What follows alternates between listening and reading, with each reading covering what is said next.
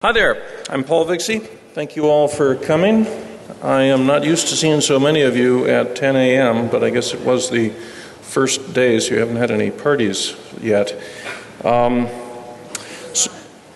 So this is about DNS problems and solutions, and before you ask, I will say it is not an exhaustive list of every DNS problem I have caused, nor every DNS solution I have offered, nor of the list of problems created by the solutions I have offered.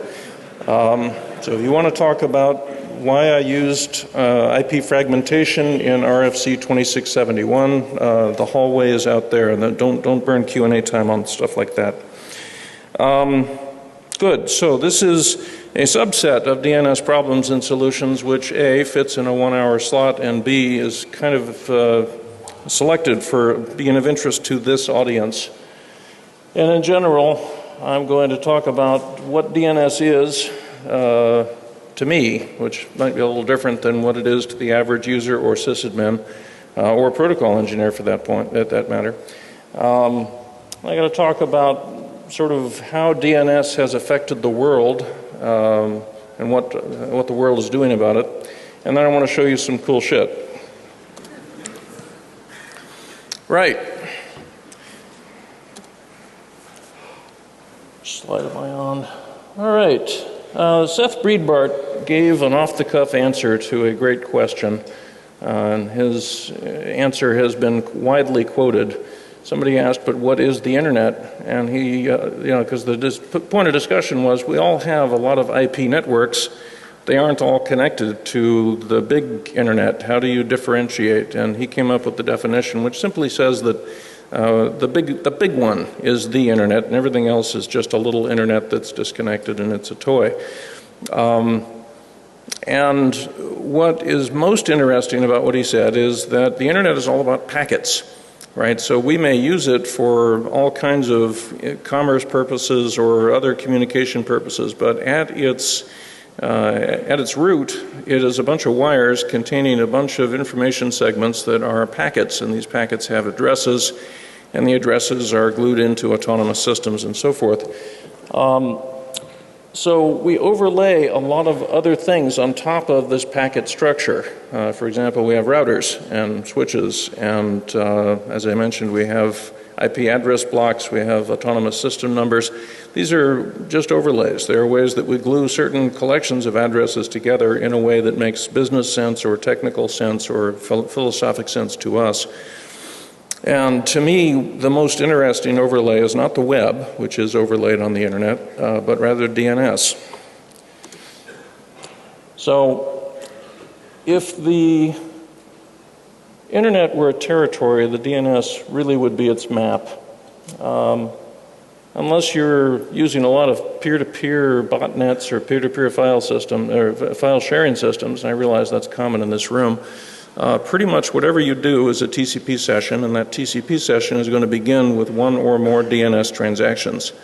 Luckily, these DNS transactions go pretty fast, and they are cached, and so you don't usually notice them. But if you're in the DNS industry, you're used to dealing sort of with the fire hose end of that equation, and it can be an awful lot of traffic, and it can cost an awful lot of electricity and person hours to make it all work. But in any case, the DNS is still there, even in mobile. Right? A lot of people are not typing domain names when they want to go somewhere. They're clicking on something, or they're picking up their phone and saying, "Okay, Google, take me to a certain place." Every place you might want to go that your mobile system is going to take you is actually the only way you can find it is through DNS. So you may not see the domain names, but they're still present, even in the sort of newfangled Star Trek way that we're starting to use our smartphones. And the great thing about that from the security perspective is that DNS has a rigorous internal structure. You can lie endlessly about who you are and where you are when you are posting a comment on somebody's blog, sending email, whatever. You can steal credentials and so forth. But pretty much if you want to get work done on the internet, you're going to have your services available somehow in DNS. and you can bend those rules, and you can hide. You can do the best you can to hide, but you cannot entirely hide. And that's why I, as a traditional DNS person from the late 80s through now, kind of, really trended towards security, because it has such an obvious overlay. If you want to know where the bad people are and where their assets are and how they attacked you and where they were and so forth, studying the DNS is the highest leverage way I know to find out that stuff. Right, sorry, I'm having trouble seeing my own slides. So criminals have to use DNS just like we do. They can buy cheap domain names, throwaway domain names, and they can indeed use them for a short period of time and then throw them away. But wherever they hosted them, wherever they were, wherever they still are, has to be visible. Otherwise, their criminal assets are not going to be reachable by their victims, which turns out to be necessary. And once you're reachable, once you have a specific location, then everything else that has a related location starts to look related to whatever you were doing. And that has turned out to have huge value to those of us who sort of spend our lives protecting things. I'm quoting Francis Bacon here, who said, "Nature to be commanded must be obeyed." That is true of DNS as well. You can hide your whois, either with whois privacy or just using garbage addresses, but you cannot hide your DNS services. The answers you gave and the servers that gave those answers are a matter of more or less public record. So, about that internal structure. Every domain name is in a zone. I promise this is the only slide in this presentation that will make your eyes glaze over. Every DNS name is in a zone. So for example, com is a zone, and vix.com, which is my vanity name, is at the bottom of that zone, but is also at the top of its own zone. In other words, that is a delegation point. That is a point where VeriSign, who runs .com, has been told through the registrar system, I guess by GoDaddy or whomever, that Vix.com is not part of VeriSign's namespace. There is a delegation record set that says from Vix.com on down, that's Paul's server, that is not VeriSign's server. That's a zone cut. Every zone cut has some name servers. These name servers are designated by name. In other words, name servers themselves have fully qualified domain names identifying them. And every one of those name servers has one or more addresses. Some of them are IPv4 A records, some are IPv6 quad A records. And again, these are the rules. This is, as Francis Bacon would say, nature. And if you want to command it for criminal enterprises, this is the part you have to obey. You're not going to be able to do anything online for good or evil without following this. And fun stuff happens after that. So in traditional DNS forensics, let's say you've been spammed or worse, and you've got in your hand a domain name, you might want to know, what does that domain name point at? Where was the server that sent it to me, or where was the server that my victim ended up clicking on something that looked like their bank but wasn't, and so forth? You know, what's the answer? What you do, traditionally speaking, is ask the DNS question yourself that you think your victim might have asked. What is the A record or quad A record or MX record? You know, what is the record of a record set of a certain type that corresponds to the name that was used in the attack? This has some disadvantages. The first is it may already have been taken down by the time you're doing your analysis. The second is if it isn't down, then it's up, and the bad guy who is presumably running the name server for that property will see your query and will be able to trace at least the edges, the outward edges of your investigation. When did it begin? What questions did you ask? And who are you?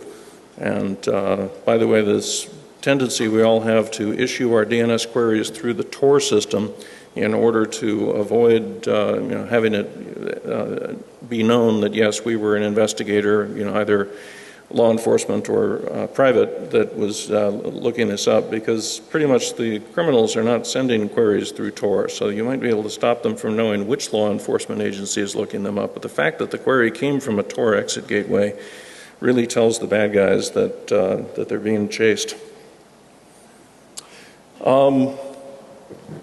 Right, so you can use whois, but that is crazy, because any bad guy who doesn't want you to know his home address is going to use a stolen credit card and use the home address that corresponds to the owner of that credit card.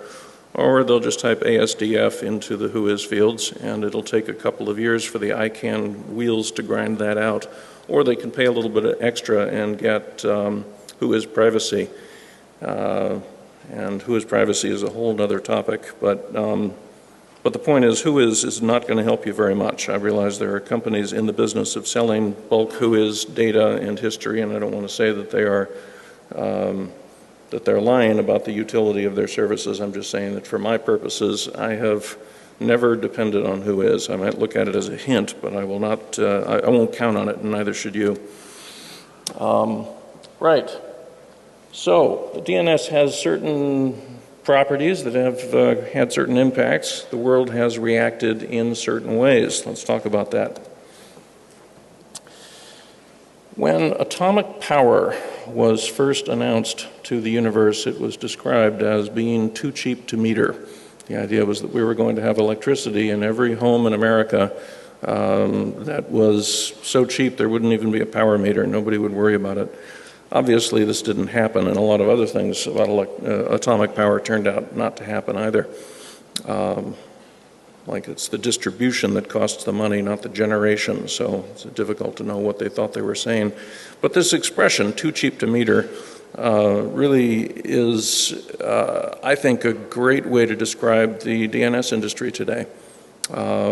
You can now buy a domain name with a stolen credit card from a registrar in some flyover country in old Europe, and it will be active for the entire world to be able to reach in less than 3 minutes.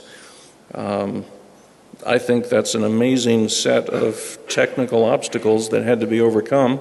I'm very impressed that we got it done, right? Any one person, any good sysadmin team even can do something like that, but to get the whole world to cooperate on something like that, that's a tough problem, and it took about a decade. My challenge is to try to imagine a good purpose for that capability. Why does your average person who is opening a flower shop down on 3rd Avenue need to be able to create their domain in less than 3 minutes? Why is a stolen credit card good enough collateral to be able to enable this global resource to exist? The level of fluidity that we have in the system really only has one purpose, and that is to annoy people, either with criminal purposes or non-criminal purposes. But we're talking about a system, fundamentally, the DNS is fundamentally a system that has bilateral value. It is something we all contribute to. We all sort of drink the Kool-Aid. We speak the same protocol to the same set of root name servers. We subscribe more or less to the same namespace because we think that it's a public good. We think that the good that comes to us will outweigh whatever cost that comes from us in order to support that system. This is a unilateral purpose. This is somebody who wants a domain name so that they can spam you with it, or so that they can issue a phishing attack, or so that they can pollute a search engine or whatever. So, please jump out of your chair and rush to a microphone right now if you can think of a non-annoying purpose for the fluidity that allows a domain name to be created at a cost that is too low to meter.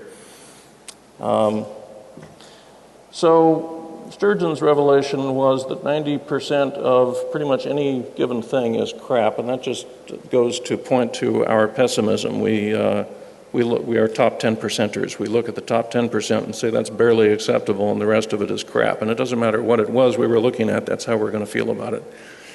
And that was 20th century thinking, but it seems to be continuing now. I can tell you that 90% is low when it comes to domain names. We have a feed I'll describe at the end of this talk, a newly observed domain feed, and I now see pretty much the zeitgeist of the Internet domain name system. I now know what it looks like, what the creation rate of new domains are, and what they look like, and it is a lot higher than 90% CRUD. So, if you want to sort of put some back pressure, remember this is about DNS actions and reactions. If you want some back pressure against that too cheap to meter creation system so that the people who create most of this CRUD can't use it to annoy you, then you have a whole bunch of work that you have to do. And this is a burden that's been shifted to us as recipients or as people who would rather that all of our communications be consensual, and we're in kind of a low-level Cold War against people who think that non-consensual communication is better for them. So because we can't prevent these names from being created, we end up having a whole bunch of cost burden shifted to us that has to do with dealing with them, coping strategies for dealing with all this CRUD. And probably the most prevalent kind right now is takedown. And there are a lot of different kinds of takedown. I'm referring specifically to DNS takedown rather than de-peering or taking somebody's IP address space away or putting them in jail or any of the other takedown efforts that are also quite effective. You can now buy takedown as a service. You can either buy this from brand enforcement companies, or you can just have somebody on call, some security company, and I'm not going to name any names, there are some good ones, but I would be afraid of leaving any out if I gave you an even partial list.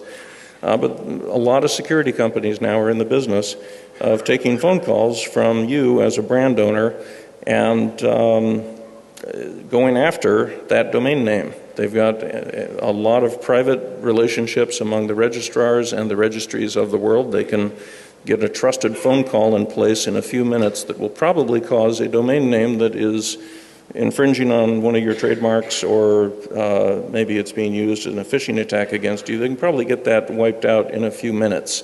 And that's incredibly impressive, because I think by now we have all learned the lesson that doing a whois on it, finding out the domain contact and sending them mail saying, please stop annoying me, is probably not going to work. So this is a great profit center, in fact, for some domain registries and registrars. In other words, they've created some systems now, almost like a RT ticketing system, or some sort of a similar automation, that they will give you an account that allows you to put your high-value complaint in against a domain name, which will cause it to be very quickly reviewed and probably put into stasis, put on hold in some way while they complete their investigation, and then they will just nuke it if it turns out that it is what I said, CRUD. And the reason that they are so happy to do this is because that means the criminals will come back and buy another one. So this is the impact of being too cheap to meter, is that you want your volume to go up. So takedown is a way to artificially spin your volume up. So it's huge, it's wonderful. But this turns, in my opinion, this turns the whole thing into a game. It's whack-a-mole as a service. And I really feel stupid when I'm participating in whack-a-mole at all, but, let alone something that's institutionalized and sort of now built into the DNA of the DNS industry. I just think that's stupid. So, what else can you do? If you can't prevent it from being created in the first place, and you don't want to participate in whack-a-mole as a service, then you have an option of firewall in it, where you can just say, I know these names are going to be used, and I can't necessarily keep them from being used, but I could somehow have a reputation system built into my infrastructure, whether it's your name server, maybe your web browser, your web proxy, or into your border firewall, whatever that's going to be, where you can just say, look, if it's an annoying name, then I will keep it from working on my end, right? So this is what you think of as a near-end solution as opposed to the far-end solution of getting it taken down. And this works. And I'm not going to show you any demos today, but I've participated in creating some DNS firewalling technology that does work. But some things that you've noticed about firewalls is you can't just configure one manually. I don't think the people in this room have got enough hours in the week to go in and reprogram your firewall every time somebody annoys you, and you want to make sure that can't happen again. So this becomes yet another profit opportunity for somebody to go do the research that you don't have time for and sell you the reputation system of stuff that you don't want. I created the first reputation system of this kind called the RBL back at a company called MAPS, M-A-P-S. It was spam spelled backward. We thought we were very clever. It was also the mail abuse and prevention system. And I stopped after a few years because I had to sell the company to pay the lawyers, because what the spammers were doing was legal and what I was doing by stopping them was not. So that's me learning things the hard way. But that sort of thing does work, where you outsource your research. And the other thing that you've noticed as a firewall maintainer is that if you have to go around to each of your firewalls, assuming that you have more than one web proxy that needs URL filtering, or you have more than one firewall that needs IP address or port number filtering, if you have to go to each one of them manually and configure it, then the error rate is high, the cost is high, the benefit doesn't really change, and it turns into a stupid idea quickly. So you really are seeing in both the URL filtering and the firewall configuration a publish-subscribe industry coming into existence, where we now have these companies that will come up with, not only do the research for you, but present it to you in a mechanized format that your equipment can directly subscribe to. So you're essentially inviting your vendors to program your filters for you, and to program them all in parallel, rather than have to give it to you and go do individual changes on individual firewalls and hope you get them all and hope you get them right. So all of these trends informed my work in DNS firewalling, and I will have more to say about that in a few minutes. But the point is, this is not our first choice. Our first choice is that the bad domain names are not too cheap to meter, and so they don't get created in the first place. Our second choice is to take them down at the far end so that we don't have to take individual action at every attack surface edge to stop something that is actually a point source problem. So economically speaking, this is stupid, but it's what we've been driven to. So let's talk about some cool shit. I mentioned that the traditional DNS forensics methodology is to issue a query, and in DNS, when you issue a query, you have to supply the domain name and the type. And I mentioned that that's kind of a bad idea for criminal forensics, because the bad guys are running the name servers that you'll be talking to, so they will see your queries. Or some Takedown as a service company will already have wiped that domain off the map, so by the time you're looking for it, you can't find anything about it anyway. Either way, that doesn't work. So there is a now vibrant industry of passive DNS database providers. I am one. I am not the only one. The protocol that we use in our system is currently on its way to becoming an IETF standard. And there are some free systems out there. Our system, by the way, is free if the person using it isn't getting paid to use it. So if you're an academic researcher or whatever, or a hobbyist or whatever, you can just come to us and we'll give you access to our stuff. But if you're getting paid, we'd like to get paid too. But here's an example, which is kind of similar to a normal DNS query. I'm providing the name and the type. The difference is I'm not just getting the current value. In fact, this issued no queries that the bad guy can see. We have a database that has stored everything that we've seen from a lot of name servers for the last 4 years. So we have terabyte upon terabyte of stored DNS traffic. And it's all indexed, and I'll show you some of the other indexes. And I want to remind you, this is not just my product. There are some freebies out there that do this also. But what you can see here is that I listed Vix.com, my vanity domain, for sale last year. By the way, it has not sold, so if you're interested, please contact me.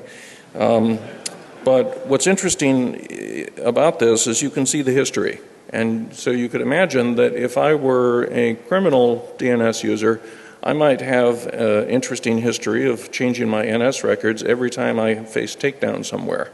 And so you'd be able to see the entire history of people getting chased from one provider to another using this system. So again, you start with the same thing you would in a DNS system, which is I have a name, I have a type, tell me what you know. The difference is what this thing knows is history, not the current value. Here we see an interesting wildcard capability where I'm saying, yeah, show me all of the subdomains. Because DNS normally can only tell you a single answer that matches the question you've asked. And the only wildcarding normal DNS can do is a wildcard in the zone that will match some random string of characters that you type, and it'll synthesize an answer that matches the wildcard record. So normal DNS has wildcarding on the server side. We have it in the database, and so it's possible to now iterate through. I had to grep out just my Comcast business connection IP addresses here to fit it on a slide, but you get the idea. This is the kind of thing you would normally need to be able to do a zone transfer to see all of somebody's names. What we've done here is to reconstruct that zone one response at a time over a period of years.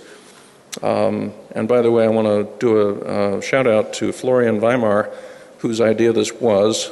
He invented this whole technique. He called it passive DNS logging, and it was the topic of his master's thesis at Uni Stuttgart.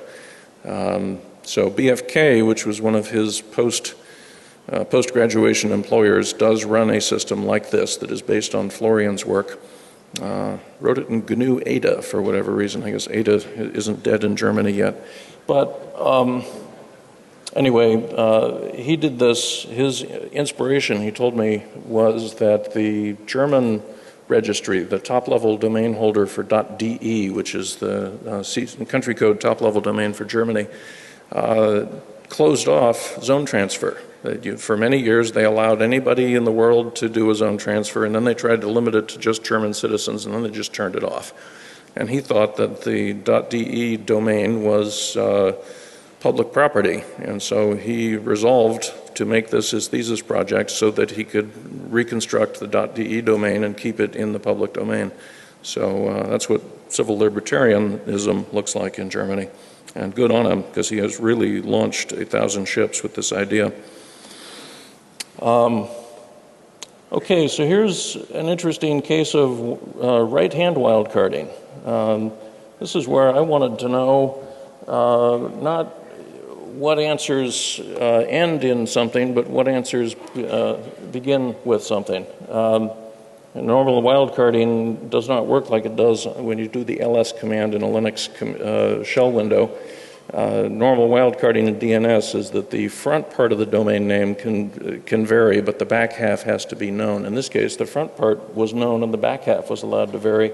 I actually discovered two cousins by preparing this slide. So this is an example of discovering related resources. I was updating my mail server from old whatever to new whatever, as we do, and I had lost track of what I had registered. I no longer knew what domains I owned or what the mail server should be able to respond to and treat as its own stuff rather than going into a mail loop. So I used DNSDB to go get a list. I said, show me all of the domains that use my mail server. And I should mention in passing, I am a child of the Cold War. And in the 1960s, I can remember having the job in a public first grade classroom of pulling down the extra set of shades when a certain type of alarm would sound, and then we would all hide under our desks. And that was that was what we did to test for the fact that an incoming A-bomb had just landed off the coast of San Francisco. So the idea of being able to buy property in the Soviet Union appeals to me, which is why I moved Vix.com to Vix.su. I subsequently learned that no .mil mail server will accept email from a .su So anyway, I'm in redbarn.org now.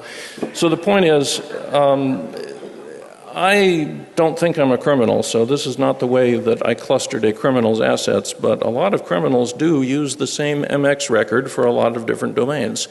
And if it isn't an MX record, it could be a serve record, a CNAME record, maybe a name server.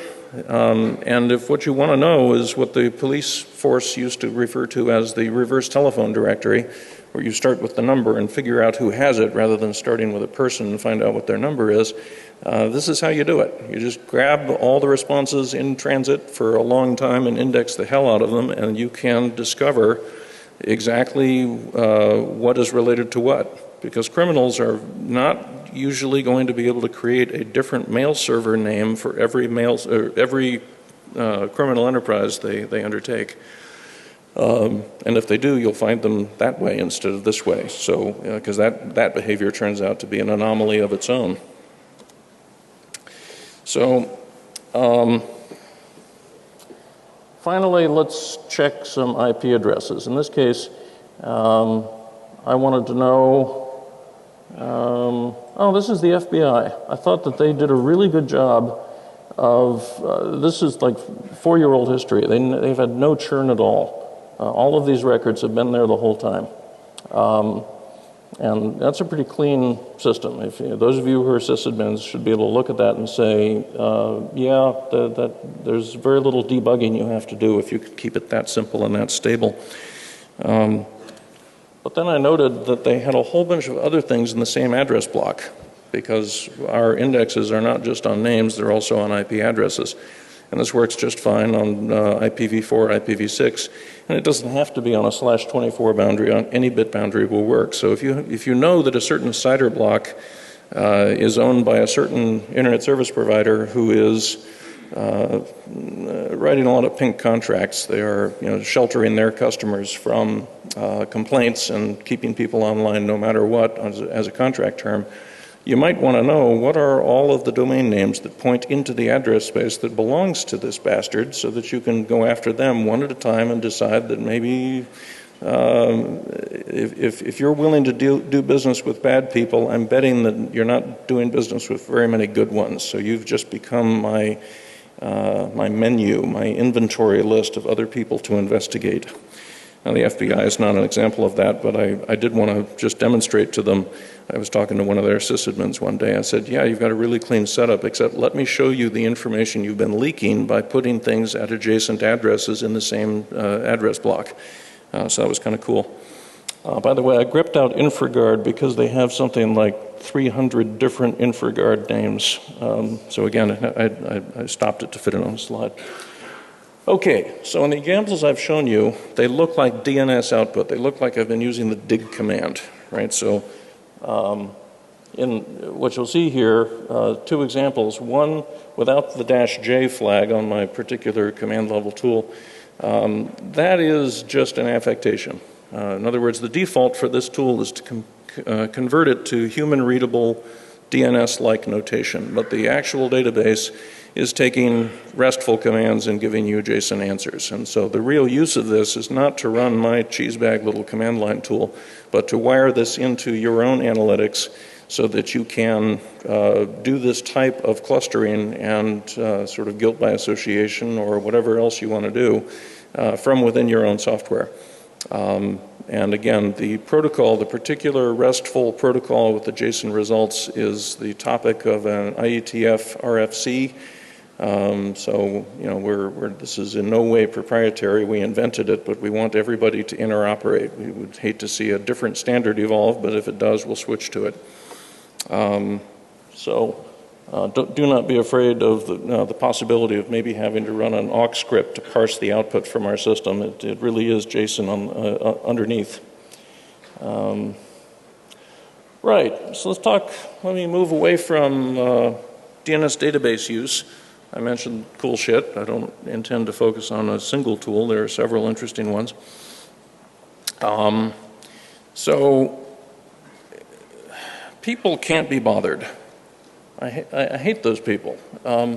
What you're seeing here is somebody who is attacking that target. The guy on the top is attacking the guy on the left, using the guy on the bottom as a reflecting amplifier.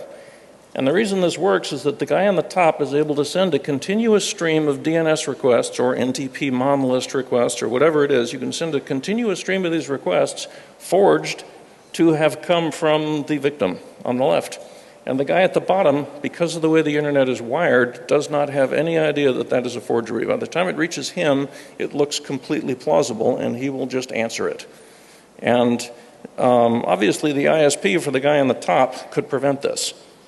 And I wish they would, but they don't, because that's a lot of cost on their part, or at least perceived cost, but the only beneficiary will be their competitor over there on the left.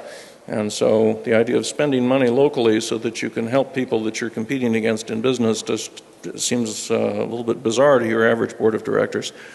Nevertheless, the internet requires that we all somehow do this, even though it's not in our direct best interests. We will all boil together like frogs if we don't do it, and that's what's happening. So if you're running a content server, a DNS authority server, then you have to massively over-provision it. You just do. You need a much fatter Ethernet pipe, internet connection, server, RAM. You need a lot more computational resources at peak than you will actually use at average. And that's because you will be a DDoS target often enough that you had better be able to keep your internet property online while you're being attacked. Okay, so the fact that there's a natural incentive for you guys to build really over-provisioned servers means that you're building perfect reflecting amplifiers for other people to use, not to attack you, but to use you as a way to attack others.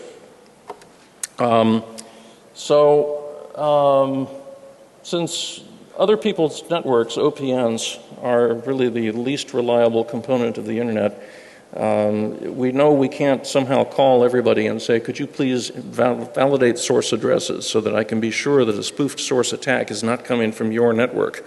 I mean, who are you going to call, and why would they take your call, and why would they say yes? So we did a thing which is demonstrated here. It's response rate limiting. We added some logic to the name server, which is the reflecting amplifier in that picture, to say, I think that if we're going to send pretty much the same response to pretty much the same network, more than, let's say, a dozen times per second, that could be a DDoS. So let's try suppressing some of that. Let's just drop a bunch of it on the floor. And the exact method that you drop it and when you set the truncation bit to encourage a TCP retry are not the topics of today's discussion. I've got some URLs at the end. But in this picture, what you see is Afilias, who is the top-level domain operator for .info. And if you can sort of, I don't know if you can squint hard enough to see it, but there is an area below the line and above the line. And this is a usual sleazy graphing trick that we use on a lot of DNS-related servers. The part in the negative region is your query volume by the bit, and the part on the top, the positive portion of this, is your response volume by bit. So they were being used as a multi-gigabit DDoS amplifier, and people would call them and complain and say, would you please stop sending me so much traffic? And they would answer by saying, well, gee, you're sending us all these queries. What do you want us to do? Stopping? You want to be black holed? Well, no, we want to be able to reach real .info names. We just don't want you to answer all the ones that aren't from us. And finally, the Afilias guys installed my patch. Actually, it's Vernon Shriver's patch, but it's my idea. And that's where you see at the right-hand side that all of a sudden they stopped answering all of the crap. And they posted this to whatever name droppers or DNS EXT, some mailing list. And within a month, every top-level domain server had logic like this. And the NSD people, who are the other major authority name server provider in the world other than us. I worked at ISC at that time, so this was a bind patch originally. They added it too. And so if you're running an authority name server and you're not running rate limiting, please investigate it. It's a simple one-line config change. It won't cost you very much in memory. It will not cause people to call you and say that you're unreliable. It is the thing to do. So there's a much simpler problem-solution coupling than what I've given so far. Talking a little bit about DNS firewalls. I mentioned that I created the first reputation system, distributed reputation system, which was the MAPS RBL. We kind of wanted to do the same thing here for name servers that we had done there for mail servers. And it is a publish-subscribe mechanism, and we are actually using a zone file as the encoding of the rule set, which is, you should recognize as a sleazy trick, but it means that all the data paths that that server is already allowed by its firewalls to do will carry this information as well. So it turned out to be an ease of insertion thing. So the way you actually program it, again, we're not going to get into the details here, but there are now about half a dozen providers, and there are hundreds, maybe thousands of subscribers. A lot of reputation information is being published and subscribed in this format. I have a very short example I want to show you. Let's see here. Right, so I noticed that newly observed domains were crap, and I decided to come up with an RPZ that would be just a rolling picture of the last 10 minutes of new domains. And 10 minutes is not the only window. Some people want 30 minutes or 12 hours or whatever, but the 10-minute one is the one I use at my house. So if you visit my house, you will not be able to reach any domain name that was first seen by Farsight, that's my day job, in the last 10 minutes. And what I discovered is that a fair number of domain names don't live to be 11 minutes old. And so just by holding their head underwater for the first 10 minutes, then you can avoid ever dealing with them at all.